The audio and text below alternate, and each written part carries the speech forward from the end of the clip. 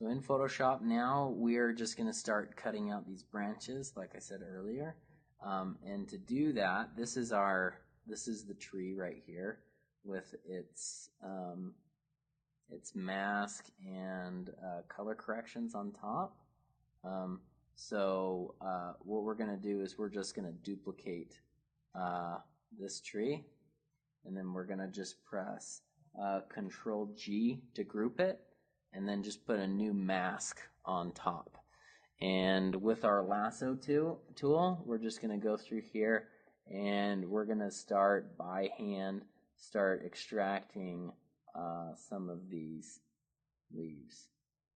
And it can be quite tedious at times. So I'll do a quick job of this, so you don't have to endure me tracing along every single leaf here. But you get the basic idea. So I'll just do something rough for the next thing here. So let's go through.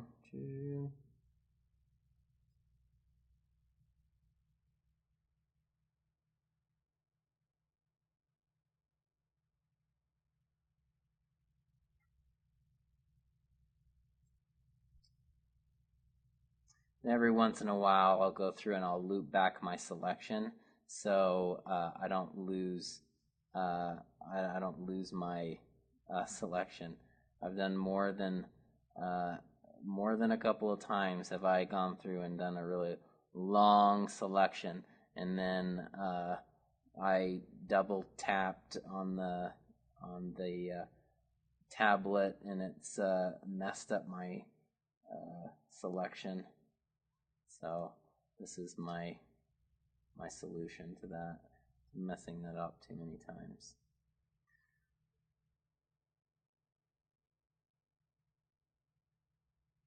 All right, so that's gotten about that. Let's just subtract that from there. So you can be really detailed, and the level of detail that you're going to be doing on this thing is the level of how close the camera is it going to be. You can get away with a lot more stuff the farther away it is, and so even a rough selection like this that I'm doing around will probably work for what we're doing, and will read just fine. So you see, I'm not like zoomed in 200%, 300% here, or 500% to get just the perfect selection. And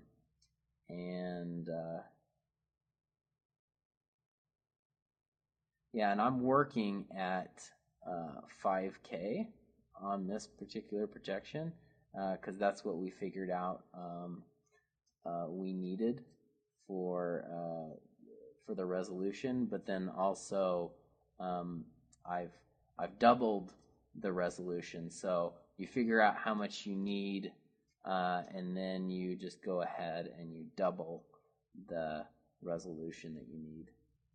And if you've got double resolution, I think you've seen me on other ones where like I just up-res the sky, because normally if you're working at your working resolution and then you up-res something, where you find an image and you put it in your shot and then you up-res it, then you're going to get fuzzy pixels. But if you work on double res, then you have a little bit of room to go on that.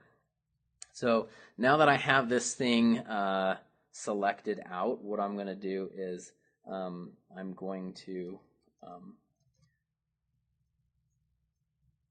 go ahead and fill this selection, except I believe I did it the wrong way. So I'm just going to invert that selection. So now this is the only thing showing through. So if I turned off the base tree, then all I'm getting is this one branch here. But One of the keys to doing this is to not only go around this irregular shape of a branch or a section of the tree coming out, but you're going to want to see through this to other parts, because that's the key to doing these trees, is to provide enough layers that you can see trees like leaves flickering between each other as they go past each other. So in order to kind of simulate that, what we're going to do is we're going to just go through and like cut holes in the different parts of the tree here. And this doesn't have to be super exact either. So if we go through and just start chunking out sections here. And typically where it's dark is actually where you're seeing through to other branches anyways. So you can go through and use those as your guide.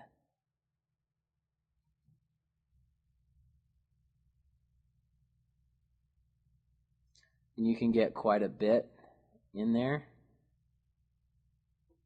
And then you can use this to kind of fix up some of your edges.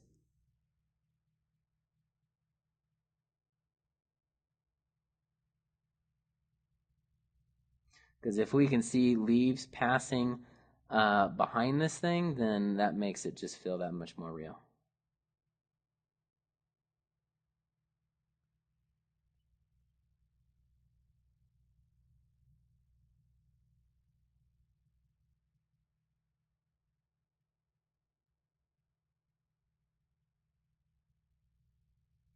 All right, so I'll just do a couple more down here. If I weren't recording this and you didn't have to sit here and watch me do all this, I would do quite a bit more. But as far as that, I would do about this level of stuff, and I would keep it going all the way down here. But for this demonstration, we'll just do this. So go ahead and fill that. So now you got all these little spots going through your tree. Now what you're going to want to do, if you turn on and off your tree, you can't, there's no difference. And that's because you have a duplicate of the same tree on top of each other. So what you're going to want to do is go down to your base tree, make a layer, and make sure that layer is at the bottom of all of your color corrections. And then with the clone tool, go in here and just start cutting into some of these areas that stick out. So, and you can find appropriate sections of the tree to clone. And you're going to be seeing the patch on top of this, and so you're only going to be seeing this stuff through the little holes. So it doesn't have to be super nice. Let's go ahead and try not to get any kind of repeating patterns, like I have one there. Minimize that.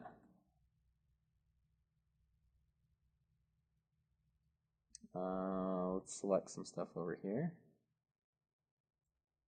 See, the stuff on the middle, you don't have to worry about so much. It's the stuff on the edges that makes this branch piece unique and distinct. And you can just fill it in right there. All right, so that's shrunk in, so you can see the difference. I shrunk that in, and maybe we just tap that in right there. What we can also do is make a selection and just darken it down. So actually, let me show you this first. So that's it popping on our patch on top. And this still looks pretty familiar. So if you make the selection live that you did already for your patch and go down to your base, then what you can do is you just make a curve, and let me show you, darken this guy down.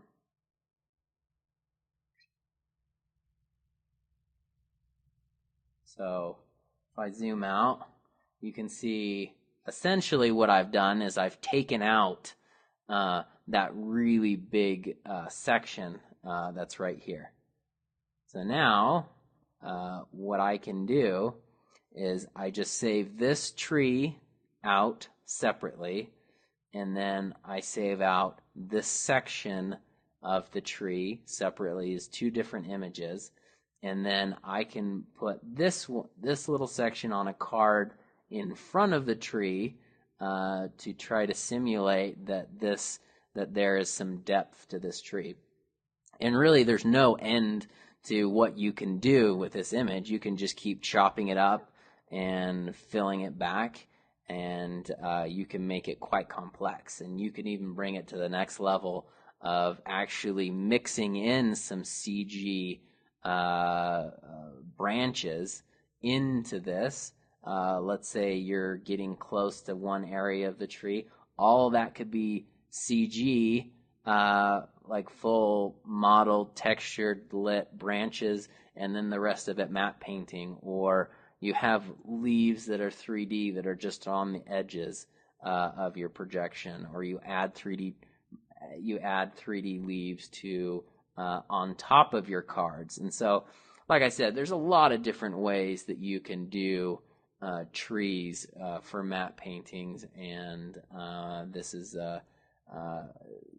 just one of them, but there's a lot you can do. So let's go ahead and take, I'm going to go ahead and off camera here, I'm going to cut out this section right here, this section right here, and then I'm going to cut out this section right here, and I'm going to assemble it all together, and I'll model each patch of the tree independently the same way that I did the big tree, and then I'll bring that all into Nuke, and we'll take a look at some of the differences and what we're getting out of separating these. All right, now let me show you the setup that I've created in Nuke for our tree. So this is our 2D tree and our 3D modeled tree, and I'm going to go ahead and turn those guys off, and I'm going to load these two parts of the tree, and that'll take a second to load. So there it is. I have the base card right there, and I have those three pieces. These two pieces, so as you can see, they're just separated for simplicity, as two pieces of geo. So this piece and then this piece, which consists of three different pieces. And you can see how I modeled those out. So in the center, I kind of pushed it in, and around the sides, I kind of pulled it out for this. And so these two are hovering over, and there's a space you can see in between the back tree card and the front here. This one I did a little differently because I wanted this one to kind of swoop into and kind of intersect with actually this geometry here, because it wasn't on this image, it stuck out here, but then it blended right here back into the tree. And so to kind of simulate that, that's kind of what I came up with. So I'm going to go and get this. So yeah, so if we move around this, you can see, you're like, yeah, I can see there's some movement of those branches, you know, and I could take this, like I said, as far as I wanted. I could break out this section, break out this section, break out this section. We'll look at it in the shot, and we'll see. Let's look at it. I'm going to let it cache, And I'll do the same thing like I did with all three of those. I'll let them all three cache, and then we'll compare and contrast between the two.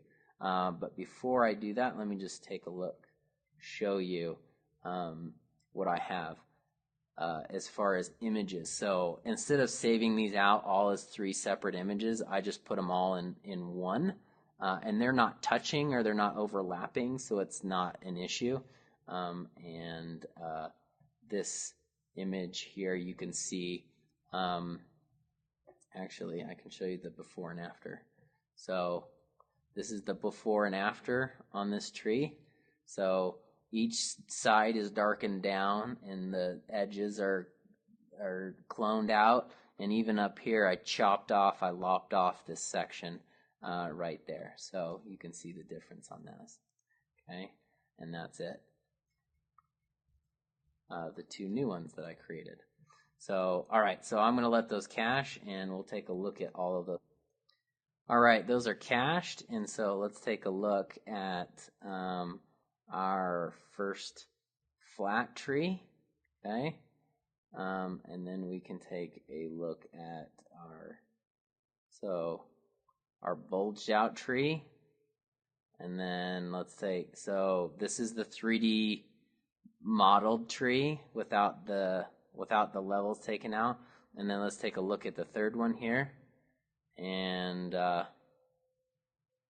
it's really these last frames that we're getting enough parallax to see the shifting. So let's go ahead, and I'm just going to move this down so we can see the last. It's probably too far here. So you can see on this tree, the newest tree that we've created with the parts that are breaking out, you can see this part of the tree here, this part of the tree here separating from this part, and this part moving against this part, and this part moving against this part. And so you can see, so you get some nice dimensionality to the tree. And what you do at this point is that you take your tree and you put it in your shot and you see if it's working. If it's not working, then you just bring it to the next level of detail in the tree. And it's this whole map painting process of getting a nice element and fitting it into a shot, and then coming up with geometry and stuff that will accommodate your projection. Which is kind of the opposite of doing the full CG process here, you know. If you were doing CG, you would build this thing in 3D first, and then you would get 2D images out of it. But, you know, with map painting, you start with a photo, which is already photoreal, and then you build geometry that makes it work. And so a lot of times it's a lot faster, and it looks better for the money that you are putting into it, you know, for the cost of the shot. So I see a big difference. So once again, this is our 3D tree with cards sticking out the front of it, and this is without the cards. And you can see these two, all our sections now stick to the tree, where this looks different. So let's go look at the last frame and take a look. And that's the amount of movement that we're seeing. So even in this, and you can see that there's some things that have changed about the tree because I've cloned out some things, but that's not significant. With this camera move, it's not a huge camera move. We're moving up, and so I really think that what we've done is sufficient, but we'll just bring it to the next level. And what I've done here, where I've done this test of a card tree, looked at what it looked like, modeled something, took a look at what it looked like, and then broke out some layers and took a look at it. That is not just for demo purposes. That's not just for this this training DVD. But it's the natural progression of how you build complexity into your map painting. You start out really simple, and then you look at the shot, it's not working, you build complexity into it. And